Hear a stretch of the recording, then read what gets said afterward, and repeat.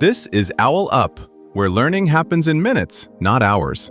For a deeper journey, explore all our courses at owlup.co. Now, let's dive in.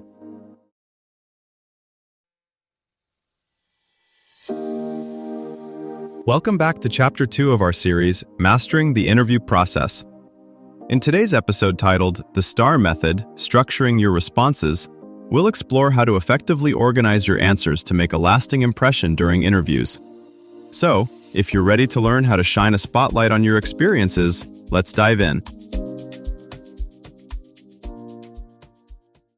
Mid-interview, your brain blanks, and yet, a week later, the recruiter still remembers your answer better than dozens of others.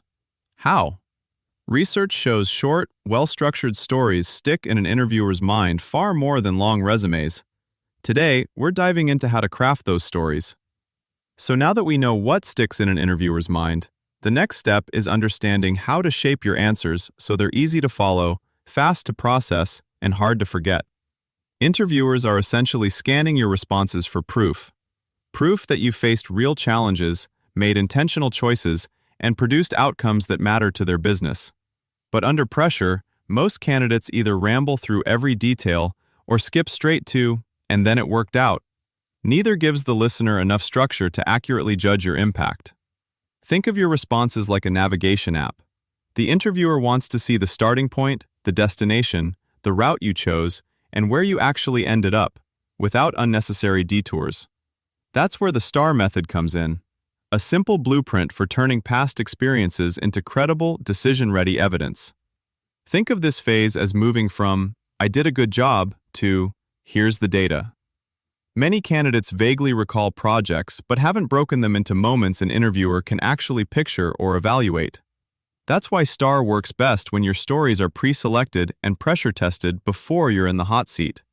In practice, that means mining your past year for concrete challenges, decisions, and outcomes, especially where stakes were high, trade-offs were real, and you can point to numbers, not just effort. Like reviewing your bank statements, patterns emerge, where you took risks, led change, or delivered more than was expected.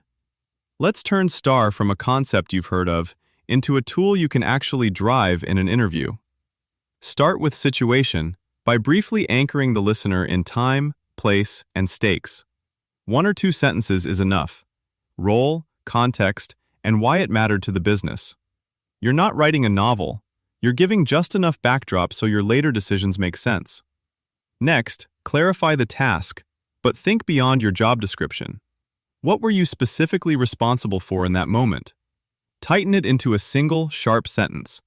"My goal was to reduce X by Y," or "I needed to deliver Z under constraint Q." This is where many answers fall apart. If your goal is fuzzy, your impact will sound fuzzy too. Then, zoom into action, the part interviewers unconsciously lean forward for. Instead of listing every step, choose 2, 3 pivotal moves that reveal your judgment: what you prioritized, who you involved, which trade-offs you accepted. Focus on verbs that show ownership. I designed, I negotiated, I escalated, I tested. If a team was involved, still make your slice of the pie unmistakable. Finally, land on result with something that can be verified. Numbers are best.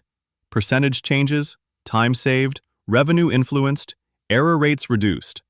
When numbers aren't available, use concrete before-after contrasts. Previously, X happened weekly. After, it dropped to once a quarter. Tie the outcome back to the original stakes so the through line is obvious. One helpful way to think about it: you're editing a long documentary of your experience down into a tight highlight reel, keeping only the shots that prove you can handle the kinds of problems this company actually faces.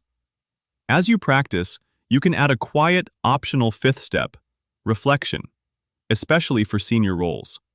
1 sentence about what you'd repeat, avoid, or scale next time. This signals growth, not just performance. Well-constructed STAR responses don't sound robotic. When you know the skeleton, S, T, A, R, you're actually freer in the room.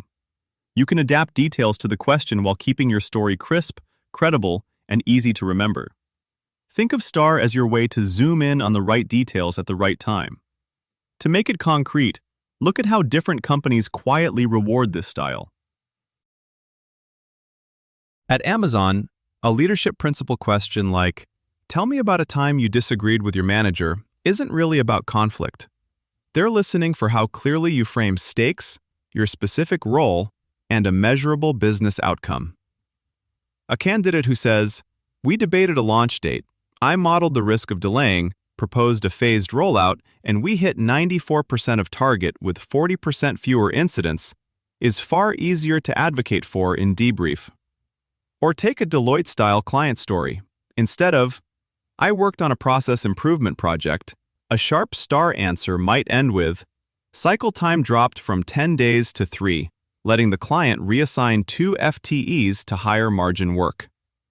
Notice how the numbers don't brag, they translate your story into business language. Over time, you're not just collecting examples, you're building a personal evidence portfolio that different interviewers can all read the same way. Soon, your STAR stories won't just be for live interviews. They'll be parsed by algorithms scoring clarity, relevance, and evidence of outcomes. Treat each answer like a well-tagged dataset, clean inputs, concise context, labeled variables, your decisions, and clear outputs, verifiable change. As formats shift to async video and gamified assessments, those who've pre-organized experiences into STAR modules will adapt fastest, remixing examples for new roles, industries, and even cross-border careers. Treat STAR like a reusable template, not a script. The more you iterate, the more flexibly you can swap in fresh examples for different roles, levels, and industries. Your challenge this week?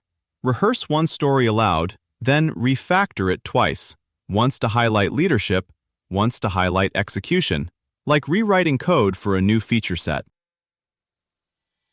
This was OwlUp, your daily step forward.